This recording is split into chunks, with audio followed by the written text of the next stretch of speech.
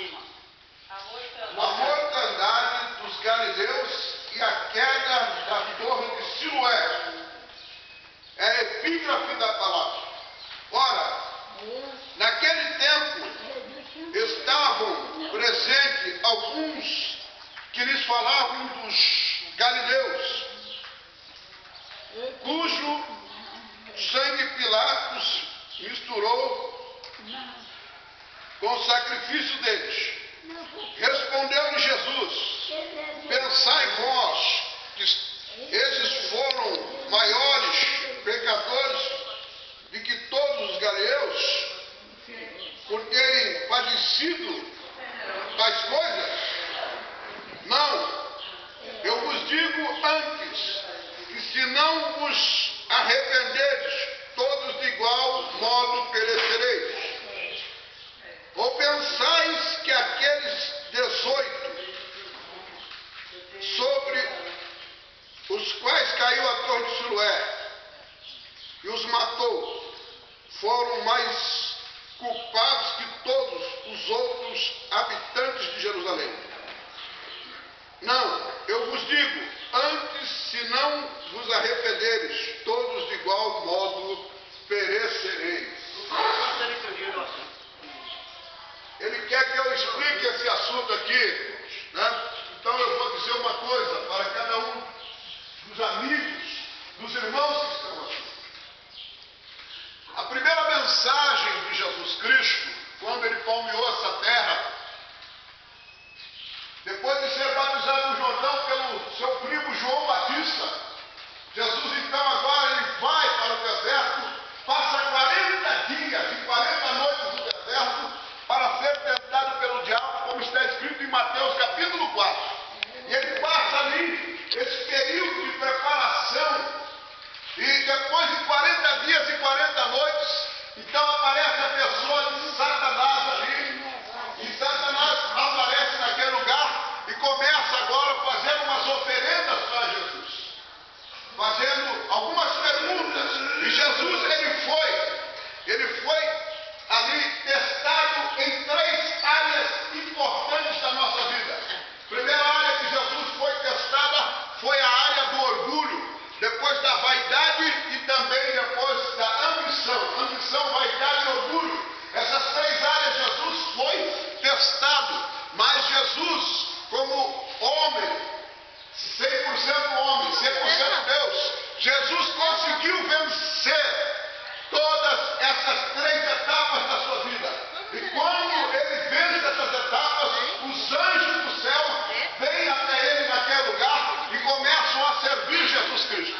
Depois de Jesus ter se refeito, agora então ele sai para pregar o Evangelho. E a primeira pregação de Jesus, quando ele encontrou alguém no caminho, foi essa: arrependemos, porque vos é chegado o reino dos céus. Quando nós falamos de reino dos céus, meus amigos, quando falamos de reino dos céus, nós também temos que falar do inferno.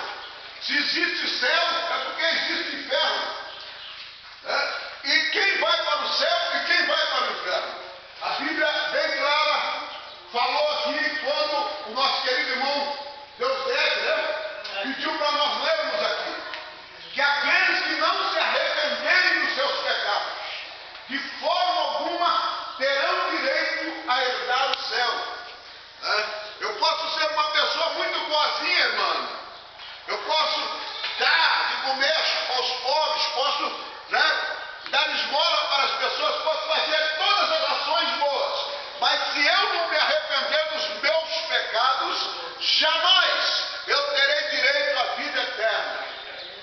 Então nós precisamos, já que o Senhor me deu essa oportunidade, eu não ia falar nisso, mas o Senhor me deu essa oportunidade para falar. E nós observamos que arrependimento, o que é? Arrependimento no original significa tomar nojo do pecado. E nós entendemos, meus queridos e amados irmãos, que todos aqueles que querem conhecer a Deus, como está escrito em João capítulo de número 14, versículo número 6, Jesus dizendo: eu sou o caminho, a verdade e a vida.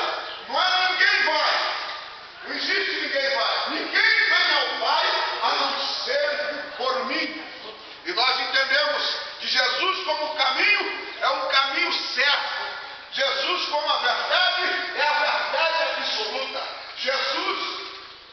como vida é a vida eterna para aquele que crê nele. É por isso que Mateus, no capítulo 1, versículo 21, ele diz claramente: e ele se chamará Jesus e salvará o povo dos seus pecados. Quando nós abrimos a Bíblia, lá em Atos dos Apóstolos, capítulo de número 4, versículo de número 12, diz assim: e nenhum outro nome é dado nos céus, e nem na terra, e nem debaixo da terra, pelo qual devamos ser salvos. Então, se eu quero ser salvo, eu posso até amar, devo amar Maria, mas eu não posso crer que Maria vai poder me levar para o céu.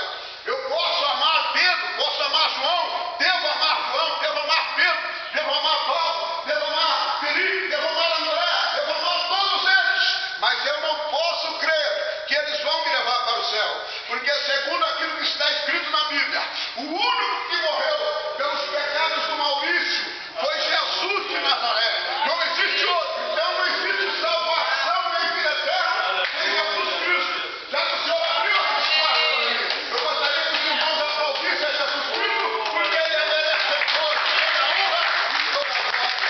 Obrigado, bendito seja o nome do Senhor. Eu quero vos dizer, encerrando essa parte, eu quero passar uma oportunidade para o nosso companheiro Almir, mas eu quero encerrar essa parte dizendo para vocês que há 30 anos atrás aproximadamente, eu não tinha essa certeza de salvação na minha vida. Não tinha, porque a minha vida era beber, a minha vida era usar droga, a minha vida era mentir para as pessoas, a minha vida era uma vida desgarrada da verdade, uma vida que não tinha verdadeiramente rumo algum para tomar. Mas quando eu levantei a minha mão há 30 anos atrás e aceitei Jesus como meu único e verdadeiro Salvador, me arrependi dos meus pecados, hoje eu posso dizer para cada uma das senhoras e dos senhores que estão aqui, a única forma do homem ser feliz não é ter dinheiro no bolso, porque dinheiro ajuda na felicidade, mas dinheiro não é tudo. Sabe o que é tudo, irmão Moacir? Tudo é nós temos paz dentro do nosso coração, como Jesus Cristo falou, aleluia, no mundo tereis aflição, mas tem bom ânimo, eu venci o mundo, está lá em João capítulo 17, versículo 30, e nós vemos que a única maneira de nós termos paz, a única maneira de sermos realizados, é podermos abrir o nosso coração e deixar Jesus Cristo entrar, fazer morada dentro do nosso